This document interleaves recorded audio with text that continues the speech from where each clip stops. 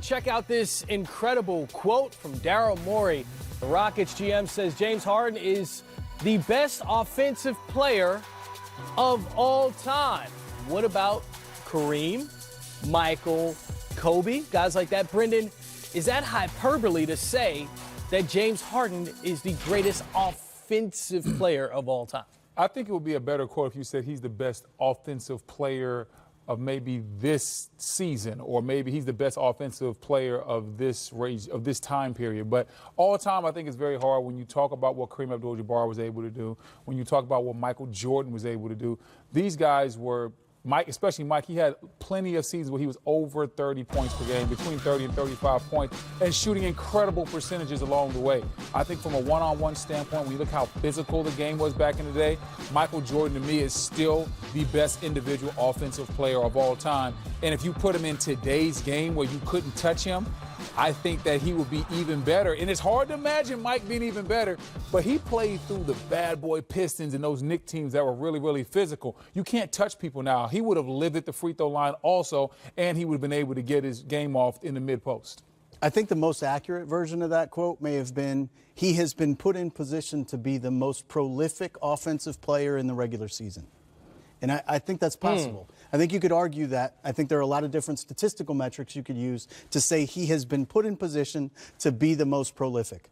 But to say you're the best offensive player of all time, like you said, if I take Michael Jordan, I put him in this era, and I tell him to do the things that they're asking James Harden to do, it's possible he grows and evolves into doing that at an altogether different level. You just don't know. But I certainly think he's been put in position. He's been really empowered, frankly, to take what used to look like horrifically bad shots.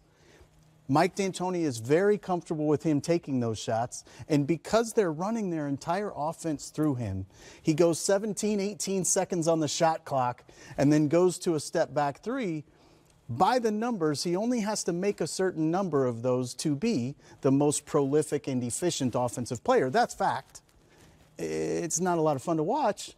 He's awfully. Oh, let's start the debate. Time out, Griff. I'm not going to let you come up here and slander James Harden's game. No slander. Saying it's not fun to watch. James Harden, you watched that Golden State game, that wasn't fun to watch. James Harden was hitting crossovers, step back. He crossed Clay over, gave him the little slap on the butt, hit the shot on Draymond.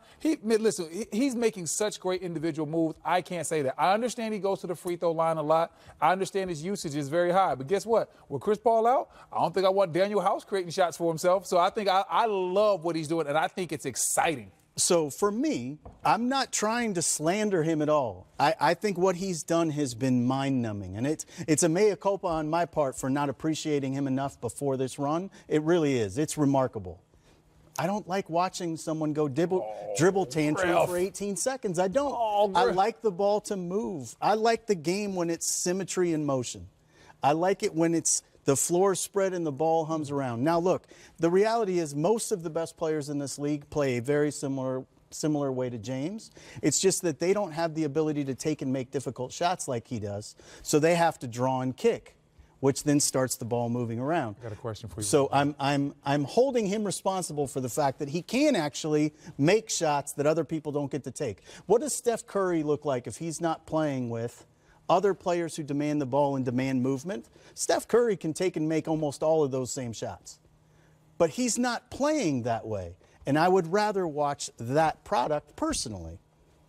And I think that Steph Curry can play a different way, and he can play a different style because he gets absolute spacing when you talk about Klay Thompson and when you talk about those other players out there, Kevin Durant. He doesn't have to play that way. James has to play that way. Similar, my question was, when you say you don't like James Harden's style playing that way, it's the exact same style LeBron James had last year when they went to the finals. Right, but he's drawing and kicking. But who else was LeBron? Was LeBron going to let Jordan Clarkson take him to the playoffs? No, that is a recipe. Totally get it. That is a recipe for failure. I think that James Harden, he does have high usage, but guess what? I think a lot of guys have high usage in this league, and when you look at Houston's team, especially right now with what they have with Chris Paul being out, I think he has to play like this, and I love seeing it, and it's been successful. We just saw LeBron go to the finals last year, basically with him and 4 Rocks starting.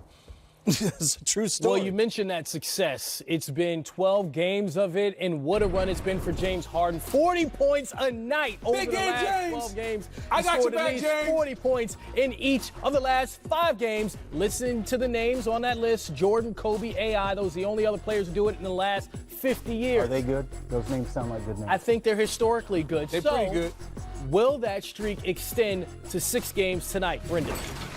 I'm saying yes. I'm going over. I think James is on a run. I think, once again, the usage is high. He's hot right now. He's incredibly confident. And there's not really a player on Portland's team that I worry about defensively that can get into James and force him to do something that he doesn't want to do or make him uncomfortable. So I think James goes over 40 tonight. I'm going to go with the under. And the reason is, Hey. I'm going to go with the under, and the reason is, for me personally, I just look at that list. I look at the names on that list. I look at how many times he's done it, and I'm going to go for regression to the mean. He's due to have a regular superstar kind of night where he gets 34. Okay. Maybe we should save this for later tonight and see who came out on top with their prediction. Okay. You seen movie Trading Places? Gentlemen's bet? $1. $1, Winthorpe. Placed at 7:10 p.m.